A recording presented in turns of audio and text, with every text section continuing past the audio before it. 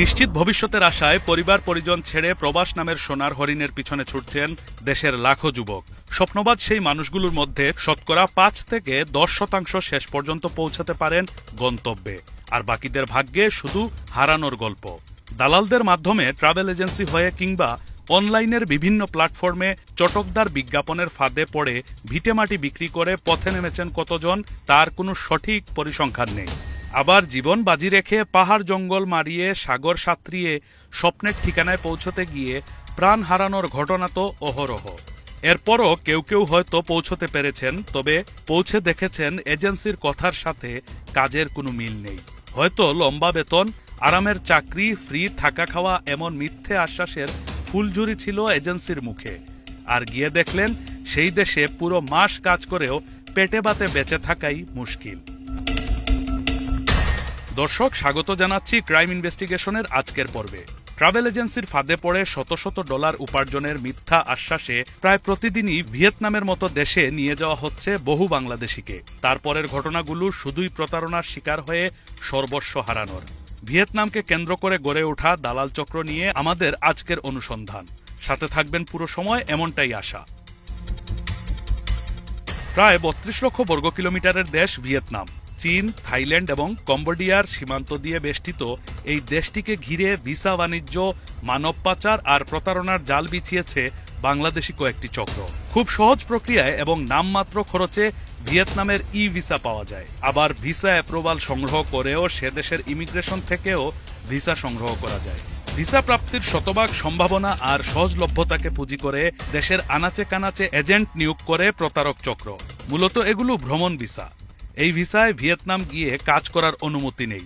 এমনকি মাত্র ৩ মাস মেয়াদের এই ভ্রমণ ভিসায় গিয়ে নির্দিষ্ট সময়ের মধ্যে ভিয়েতনাম ত্যাগ না করলে পড়তে হয় এক ভয়াবহ বিড়ম্বনায়। একটু পিছনে ফিরতে চাই, সময়টা ২০২০ সাল। কাজ নেই, নেই কোনো শ্রম বাজার, অথচ বিএমইটির ছাড়পত্র নিয়ে ভিয়েতনাম গিয়ে আটকা পড়েন কয়েকশো বাংলাদেশি। ভিডিও বার্তায় দেশে ফেরার আকুতি জানায় তারা। সে সময় দেশের বিভিন্ন গণমাধ্যমে এই ভিডিও প্রচার হয়। সেই আবেদনে সাড়া দিয়ে পররাষ্ট্র মন্ত্রণালয়ের সহায়তায় আটকে পড়াদের মধ্যে ১৫০ জনকে দেশে ফেরত আনে ওয়েজ আনার্স কল্যাণ বোর্ড। ফেরত আসা মানুষগুলো বিমানবন্দরে নেমেই জোর দাবি তোলেন প্রতারণা আর পাচারে জড়িত দালাল এবং রিক্রুটিং এজেন্সির বিরুদ্ধে ব্যবস্থা নেয়ার।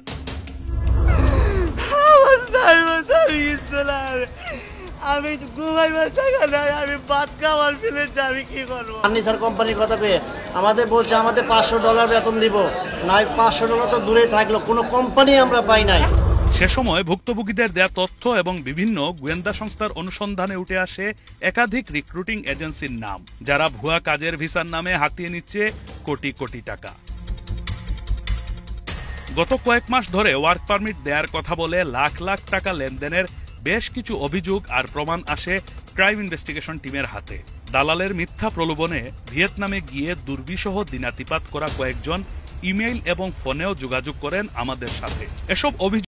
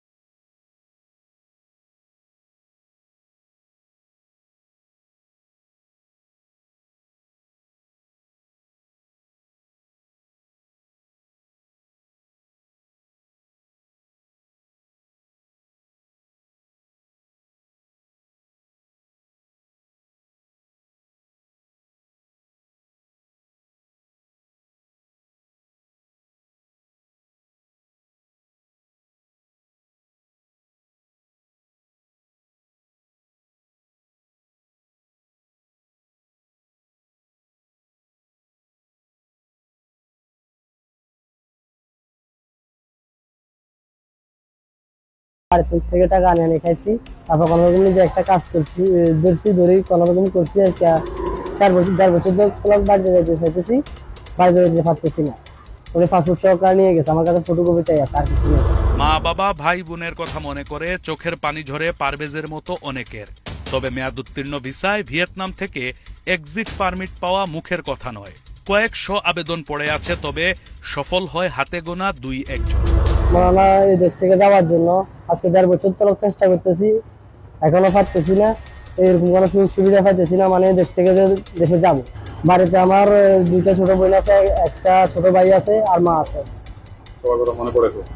অনেক মনে পড়ে, অনেক ইচ্ছা করে। স্বপ্নের প্রবাস আর ভবিষ্যতের স্বপ্ন, বাক্যগুলো যেন একই সুতোয় গাঁথা। কারণ নিশ্চিত ভবিষ্যতের আশায় পরিবার পরিজন ছেড়ে একজন মানুষ পা বাড়ায় প্রবাসের পথে। ঠিক সেই সময় এই স্বপ্নকে পুঁজি করেই ফাঁদ পাতে ট্রাভেল এজেন্সি নামক শিকারীরা, যেখানে শিকারে পরিণত হয় হাজারো স্বপ্নবাজ তরুণ। একই সাথে সর্বশান্ত হয়ে পথে বসে লাখো পরিবার। দর্শক, পারভেজের মতো আরো অনেক ভুক্তভোগীর সাথে কথা বলেছি আমরা, যারা এর চেয়েও বেশি প্রতারিত হয়েছেন। সেগুলো দেখাতে চাই আপনাদেরকে।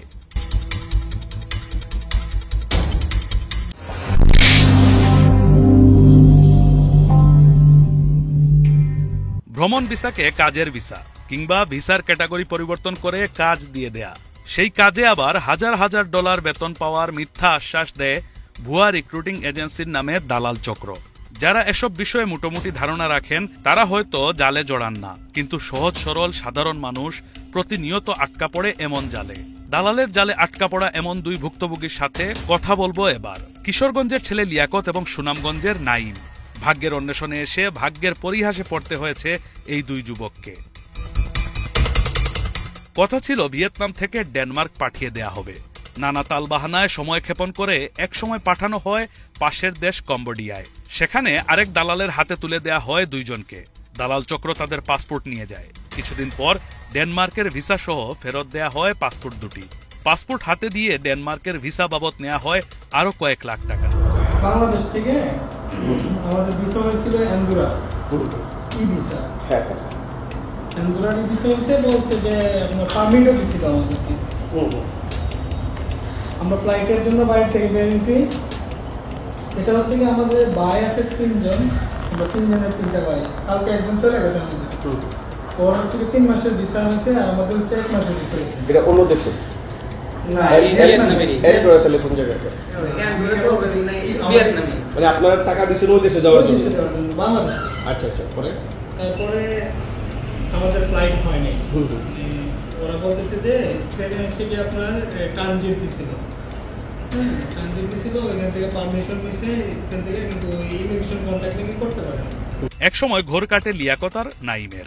এমবাসিতে না গিয়ে কোনো প্রকার কাগজপত্র জমা না করে হোটেলে বসে কিভাবে ডেনমার্কের মতো উন্নত একটি দেশের ভিসা হাতে তুলে দিল দালালরা। অনলাইনে সেই ভিসা যাচাই করতে গিয়ে দেখলেন পুরোটাই ভুয়া। আমাদেরকে ডেনমার্কের ফেক স্টিকার, ফেক ভিসা দিচ্ছে 1 সপ্তাহের ভিতরে।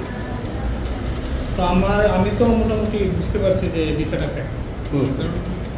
ইউরোপের যে কোনো ভিসা হচ্ছে কি আমরা ইমিগ্রেশন ছাড়া, মানে আপনার হচ্ছে কি এম্বাসি ছাড়া তো কখনোই সম্ভব না। ফিঙ্গার ছাড়া বা আমরা আবেদন ছাড়া বা ভিসাগুলো ছাড়া তো কখনোই সম্ভব। ওনারা পাসপোর্ট মোবাইলে নিছে, নেওয়ার পরে 1 সপ্তাহের ভিতরে ভিসা দিয়ে দিচ্ছে, স্টিকার ভিসা। ওটা ফেক মনে করা, তো ওই ভিসার সূত্রে ওনারা হচ্ছে গিয়া 2 দিন 4 দিন 6 দিন পাঠাবে দিচ্ছি, আজকে হবে কালকে হবে, ভিসার টিকিটও দিচ্ছে। এটা করতে করতে করতে করতে আজকে হচ্ছে কি আপনার আমাদের 1 মাস ভিসা নিয়ে গিয়া তারপরে হচ্ছে আজকে 50 দিন হয়ে গেছে। খবর এসেছে। এবার শুরু হলো আরেক নতুন খেলা। কম্বোডিয়া থেকে আবারও ভিয়েতনাম পাঠিয়ে দেয়া হলো তাদেরকে। এর মধ্যে ভ্রমণ ভিসার মেয়াদও শেষ। ইমিগ্রেশন অফিসে ধর্ণা দিয়েও কোনো সুরাহা না পেয়ে দেশে ফিরে আসার জন্য পাগল প্রায় এই 2 যুবকের চোখে এখন রাজ্যের অন্ধকার। টাকাগুলো তো শেষ, টাকাগুলো শেষ। আমাদের যে মানে বাইরেরা আছেন, আমরা যার মাধ্যমে আসছি, ওনারা বলছে যে তোমরা চলে আসো, তোমরা টাকা আমরা কমিট দিয়ে দিব। দিবে না না দিবে, এটা হচ্ছে দেশে যাওয়ার পরে। এখন তো দেশে যেতে হবে, এখানে থাকলে তো আরো মুসিবত হয়ে যাবে। রুহুল আমিন কাজ করছেন ভিয়েতনাম ইমিগ্রেশনে কনসালটেন্ট হিসেবে। জানালেন দালালদের এই নেটওয়ার্ক কতটা বিস্তৃত আর কিভাবে হয় মগজ ধোলাই। কেউ লোন থেকে টাকা নেয়, কেউ অথবা জায়গা বিক্রি করে। তো তাদের যে নলেজটা আছে যে বাইরের দেশে যাইবো, তাদের কথা হচ্ছে আমারে যে কোনো দেশে ফালায় দাও, আমি করতে পারবো। আর ভিয়েতনামে আপনার যখন টুরিস্টে আসে, যখন ওভার স্টে করে, এখানে পুলিশ আসলে ধরে জেলে দেয় না। এই সুযোগটা হচ্ছে দালালরা কাজে লাগায়। যেরকম ওনারা করে কি, প্রথমে হচ্ছে আপনাকে বলবো যে আগে ভিসা পরে টাকা, এই কথাটা বললা আপনার এই ফটোশপের মাধ্যমে আপনার পাসপোর্টের নাম্বার, এক্সপায়ার ডেট ইনফরমেশন দিয়া ওরা ফটোশপের মাধ্যমে একটা ভিসা তৈরি করবো, এলডি ভিসা, কোম্পানির ভিসা করার পরে এই ছবিটা ওই ভিকটিমে পাঠায়। পাঠানোর পরে ভিকটিম যখন দেখবে যে হ্যাঁ আমার ভিসা হয়ে গেছে, তো তখন ওরা করে কি সেম টাইমে, এখন ভিকটিমটা এরকম একটা জায়গায় পড়ে যে এ না পারে বলতে যে আমি যাবো না, উনি যদি নাও যায় ওনার টাকা দেওয়া লাগবে, ভিসা যেহেতু হয়ে গেছে, আর উনি গেলেও টাকা দেওয়া লাগবে। তো ভিকটিমের একটু প্রবলেম হয়েছে, ভিকটিম ওই ভিসাটা কখনো এমবাসি থেকে চেক করায় না, উনি মনে করে আমার ভিসা হয়ে গেছে আমি চলে যাবো। তো ওই সেম টাইমে ওরা করে কি, পেমেন্ট করার পরে ওরা টুরিস্ট ভিসা অ্যাপ্লাই করে, টুরিস্ট ভিসা অ্যাপ্লাই করার পরে ওইটা প্রিন্ট করে এয়ারপোর্টে এরকম একটা সিচুয়েশন তৈরি করে যে উনি যে চেক করব শুধু এলডি আর ইলেকট্রনিক বা ট্যুরিজম ভিসা, এটা চেক করার মতো সময় পায় না।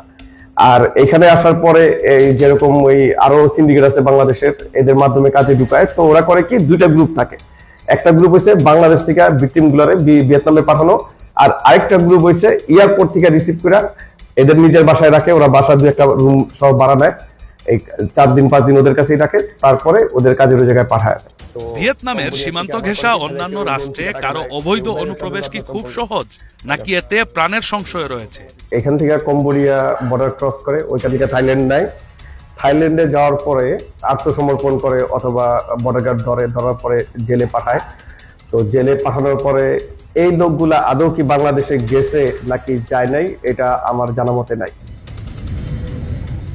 ওয়ার্ক পারমিট কিংবা টিআরসি করে দেওয়ার লোভ দেখিয়ে ভিয়েতনাম নিয়ে আসা, তারপর নানা তালবাহানায় সেই ভ্রমণ ভিসার মেয়াদও উত্তীর্ণ হয়ে যাওয়া।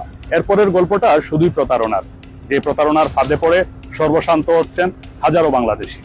ভ্রমণ ভিসার মেয়াদ শেষ হয়ে গেলেও কাজের ভিসায় পরিবর্তন হয় না, উপরন্তু মেয়াদ উত্তীর্ণ ভিসা নবায়ন কিংবা এক্সিট পারমিট পাওয়া যায় না। তখন এক প্রকার জিম্মি হয়ে পড়েন ভুক্তভোগী। দেশে ফিরে আসার সুযোগ না থাকায় চাপ দিতে থাকেন এজেন্টকে। এবার শুরু হয় অবৈধ উপায়ে পার্শ্ববর্তী দেশে পাঠিয়ে দেওয়ার নামে নতুন করে অর্থ হাতিয়ে নেয়ার খেলা। কোন রকমে সরিয়ে দিতে পারলে বাড়তি টাকা যেমন পায় দালাল চক্র, অন্যদিকে থেমে যায় ভুক্তভোগীর চাপ। ইমিগ্রেশন কনসালটেন্ট রুহুল আমিনের সাথে আলাপ করাকালীন এমন আরেক ভুক্তভোগীর ফোন আসে ক্রাইম ইনভেস্টিগেশন টিমের কাছে। মোটা দাগে একটি বিষয় আমাদের নজরে পড়ল, যারাই কাজের ভিসার নামে ভ্রমণ ভিসায় ভিয়েতনাম আসছেন তাদের সবার হাতেই কিন্তু বিএমইটি থেকে ইস্যু করা ম্যান পাওয়ার কার্ড। একে তো বাংলাদেশ ভিয়েতনাম মধ্যকার কোনো শ্রমিক বিনিময় চুক্তি নেই, তার উপর এগুলো পরিষ্কার ভ্রমণ ভিসা। তাহলে ম্যান পাওয়ার কার্ড দিচ্ছে কারা? প্রশ্নের উত্তর খুঁজতে ক্রাইম ইনভেস্টিগেশনের আরেকটি দল এবার বিএমইটি কার্যালয়ে। তবে বিএমইটিতে যাওয়ার পর ভিয়েতনামের ভিজিট ভিসার অনুকূলে প্রতারণাপূর্বক ম্যান পাওয়ার কার্ড ইস্যু করার বিষয় নিয়ে অনুসন্ধান করছে আমাদের টিম। এমন খবর পেয়ে কর্মকর্তারা যেন মুখে কলুপ আটেন। এক পর্যায়ে মহাপরিচালকের কাছে জানতে চাওয়ার পরামর্শ দিলেন অন্যান্য কর্মকর্তারা। দীর্ঘক্ষণ অপেক্ষায় রেখেও অনুসন্ধানী দলের ক্যামেরার মুখোমুখি হলেন না মহাপরিচালক সালেহ আহমদ মুজাফফর। এক পর্যায়ে টিমকে পাশ কাটিয়ে বের হয়ে গেলেন কার্যালয় থেকে। একাধিকবার ফোনে চেষ্টা করেও পাওয়া গেল না তাকে। তাহলে কি এই চক্রগুলোকে পরোক্ষভাবে সহায়তা করছে বিএমইটি? না হলে ম্যান পাওয়ার কার্ড আসে কোথা থেকে? আর ক্যামেরার সামনে কথা বলতেই বা এত তালবাহানা কেন?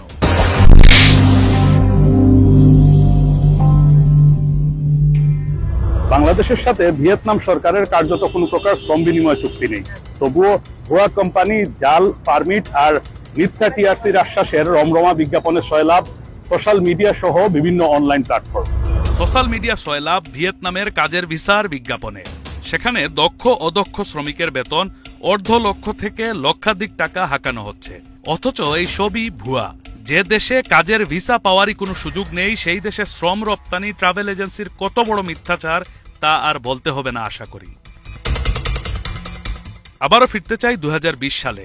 দর্শক মনে করে দেখুন, সরকারি সহায়তায় দেশে ফিরে আসা ভুক্তভোগীরা দাবি তুলেছিলেন প্রতারক ট্রাভেল এবং রিক্রুটিং এজেন্সির বিরুদ্ধে আইনানুগ ব্যবস্থা গ্রহণের মাধ্যমে। আমরা বিএমইটি কার্ডগুলো করে গিয়েছিলাম।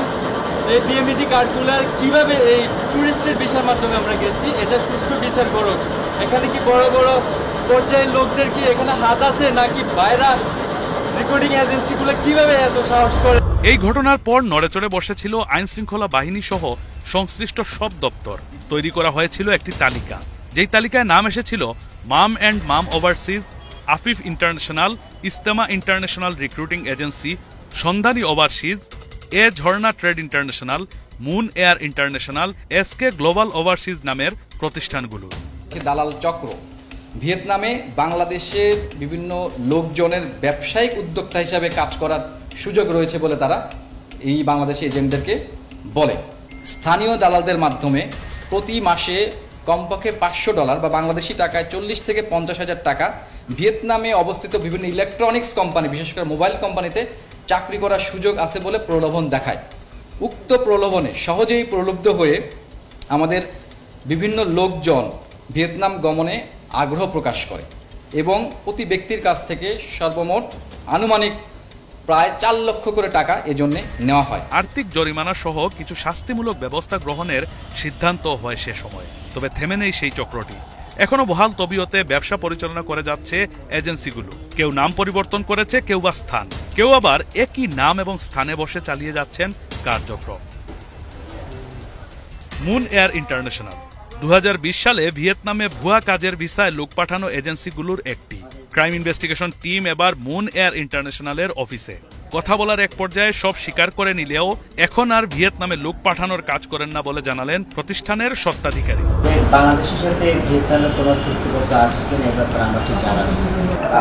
এই লাইসেন্সের আন্ডারে আসলে দুটো পার্ট। আচ্ছা, একটা পার্ট হচ্ছে এয়ার টিকিটিং, আচ্ছা, আরেকটা হচ্ছে আপনার রিপোর্টিং বলা হয়। দুটা পার্ট। রিপোর্টিংটা আমাদের কর্ণধার পরিপ্রেক্ষিতে সেটা এখন আমরা স্থগিত করে রাখা হয়েছে, আর যেটা এয়ার টিকিট সেটা আমরা ব্যবহার করছি। ভ্রমণ ভিসাকে কাজের ভিসায় রূপান্তরের কোনো আইন নেই দেশটির। আবার বাংলাদেশিদের জন্য সরাসরি কাজের ভিসাও ইস্যু হয় না। তাই লম্বা বেতনের হাতছানির বিজ্ঞাপনের এমন পসরায় আকৃষ্ট না হওয়ার আহ্বান ট্রাভেল এজেন্সি মালিকদের শীর্ষ সংগঠন বায়রা। এজেন্সি কোনোদিন বিজেপিতে লোক পাঠানোর নিয়ম নাই এবং বিধিসম্মত নয়, আইনসম্মত নয়।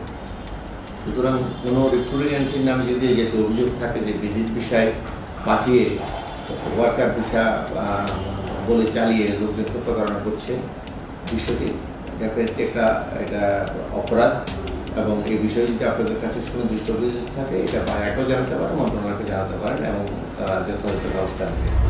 দর্শক, জীবিকার অন্বেষণে ভিটেমাটি বিক্রি করা টাকা দালালের হাতে তুলে দেওয়ার আগে অন্তত 10 বার ভাবুন, না হলে জীবিকার বদলে পুরো জীবনটাই বিভীষিকাময় কালো অন্ধকারে ছেয়ে যেতে পারে।